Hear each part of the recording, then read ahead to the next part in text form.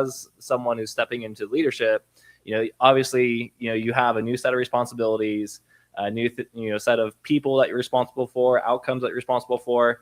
So how should leaders think about their actions and consequences to actions, and not just get totally frozen by analysis paralysis and keep the organization moving forward?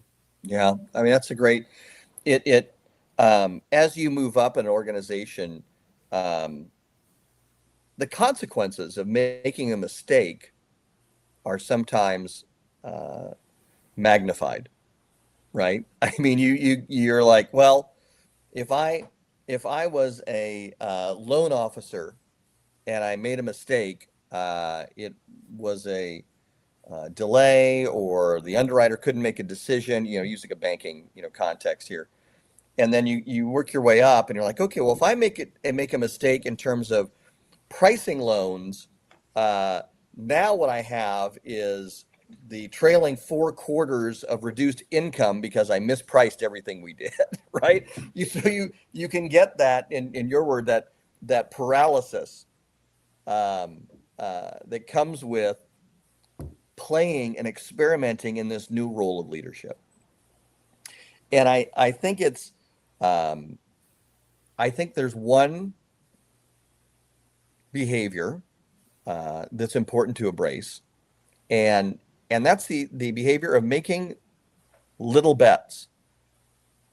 And in fact, that's the title of a book, and I can't remember the author here, but it's a I spectacular. have the book. There you go. I And have. I yeah. and so yeah, so I and so it's again, going back to mindset, going back to what's your perspective, and that's that, is that you need to experiment, you need to play, you need to explore styles.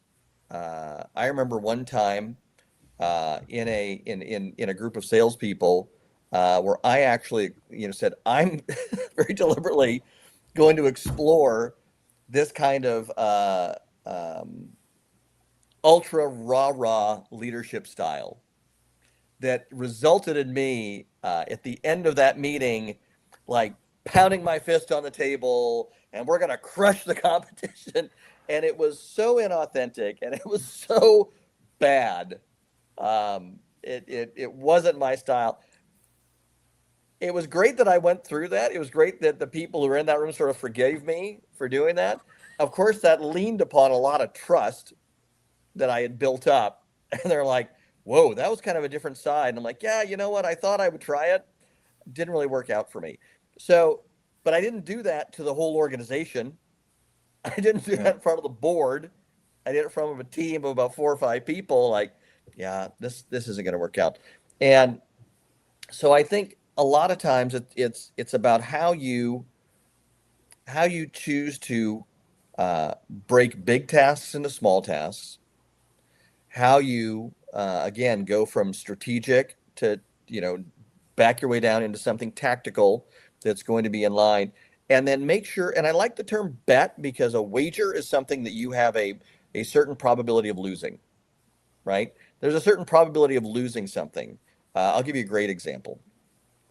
So I had this idea that we were basically going to have like store sales. It's not a new idea in retail, but it was in financial services, right? I'm going to put the branch on sale. And there are any number of reasons why that was a bad idea. And I heard them all. All of them were presented to me. I was threatened with all these imaginary consequences that were going to result as this. And I said, I acknowledge all that. I still think the idea has merit, but here's what we're going to do. We're going to do it one time in one location only for a brief window, because I just want to see. And I'll tell you, this is where the challenge becomes, and this is where the as you get better at this, as you continue to sort of sharpen the blade over time, you begin to understand exactly how big or how small that that bet needs to be, because sometimes you can make it too small and then you don't learn anything from it. It's got to be big enough where you can learn something, but small enough where it's not going to sink the Titanic, right? It's just going to be that it's just enough of a sample size to show that. The end result was it was a behavior we did for years that was extremely successful across the organization. And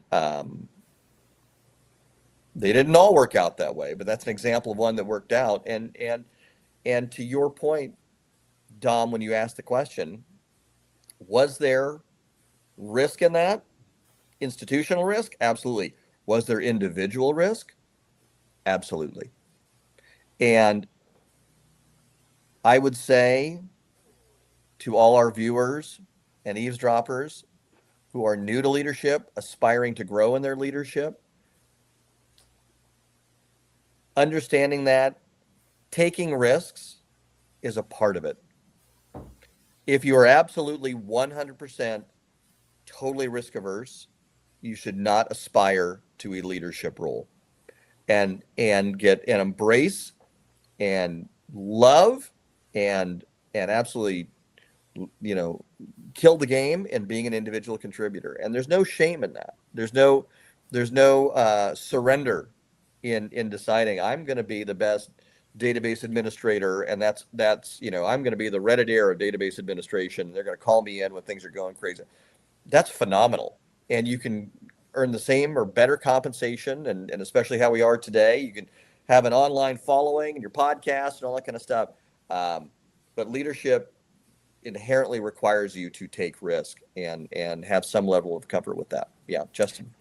Couple of quick things. First of all, Little Bets is, I looked it up. It's Peter Sims. I couldn't, that's the author's name for anybody of our eavesdroppers who wants that book. But the second thing is, fear of failure is such a big thing especially when you get into leadership. I think as an entrepreneur in particular, it's just like that fear of rejection, fear of failure. But I found Bets is a great way to look at it. I've come up with like prototype to fail. And I think that model for people can really give them a visual in terms of you're just prototyping. Everything you just described is perfect. I hope that's a nice little clip. But that concept of, hey, as a leader, you do fail. But you don't fail the way you think you fail. Fail just means first attempt in learning. So Start small, start contained, try something out that you want to try and take a risk. But do it in a way that's not going to bankrupt anything. It's kind of like going to the casinos with, I'm only going to spend $30. Whatever happens, I'm still okay no matter what. But if I win, $50,000 from my $30, that'd be pretty awesome too. Kind of that concept. I like the, and I don't know if it's a real quote or a made up quote, but it's something attributed, to Edison, saying that he didn't fail to make a light bulb 10,000 times. He learned 10,000 ways that a light bulb wasn't going to work. And that was valuable learning. And so that's part of